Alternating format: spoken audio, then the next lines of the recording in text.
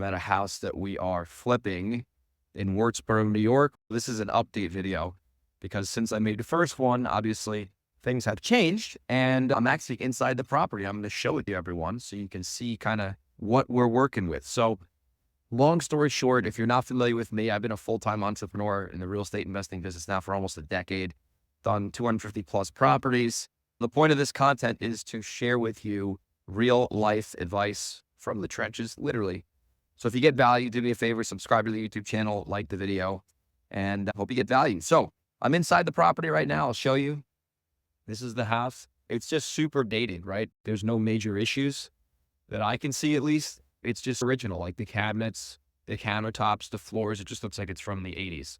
So you could come in here and do a cosmetic remodel. This property has a lot of square footage. I mean, this whole kitchen area is ginormous. This is like the perfect summer house for somebody who doesn't live in the Hudson Valley. Since we made this video, there is a contract that we just signed yesterday to sell the property for hopefully 320 grand. We obviously got to have it closed and then I'll be more excited. But as you can see here, this is a massive property, size of my first apartment. It's a nice layout, 1-floor house. You got the bedroom here. It's got good size. Hallway, it's got decent floors. Going in the bathroom here, dated bathroom, very, very clean. Carpet needs to be replaced. Go in the other bathroom here. Nice little, tile shower here. This is great. I would keep this.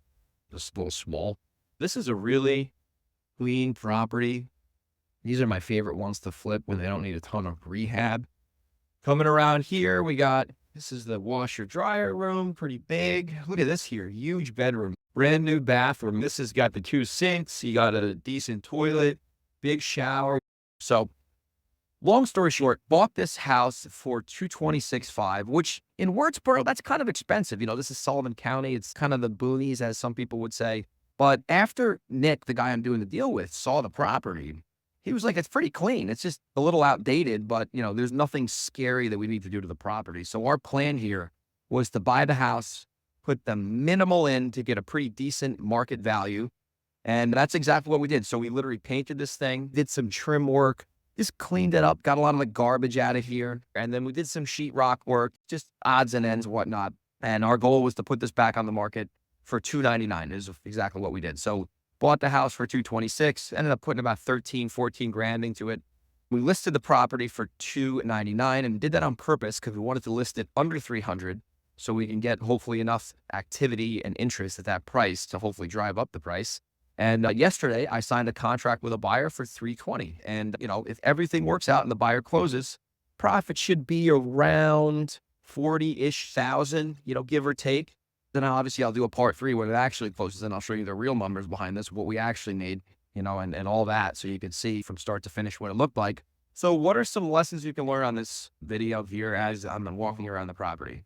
Number 1, when you're buying houses and they're not in brutal condition, like if this thing was a heavy fixer and everything was shot, we couldn't have just put the small work in to sell it for a fair price. But this one was just dated and we knew that it was financeable. So the lesson is, you don't have to over rehab your properties when they're financeable, but you could live in this house right now. And heck, the seller was living here before he sold it to us about 2 months ago. So if the property is financeable, you don't need to over rehab stuff. Keep it simple. You want to get in and out of deals.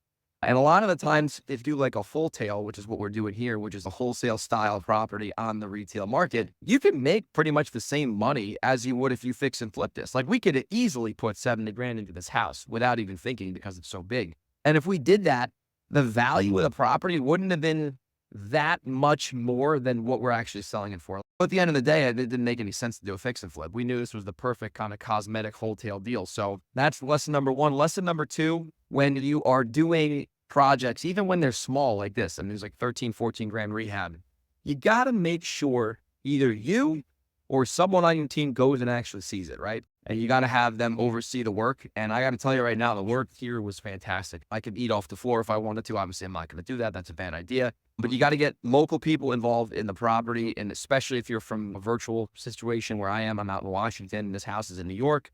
And lesson number 3, we dropped the price once the first buyer flaked out. And because we dropped the price, for some reason, we still got 20 grand over ask so far. Obviously, it's got to close. Assuming that works out, we'll make more money than we thought. So If you drop the price, if it doesn't sell for a couple weeks, usually that's a decent strategy to get the original price you were asking, or sometimes even more, like in this case.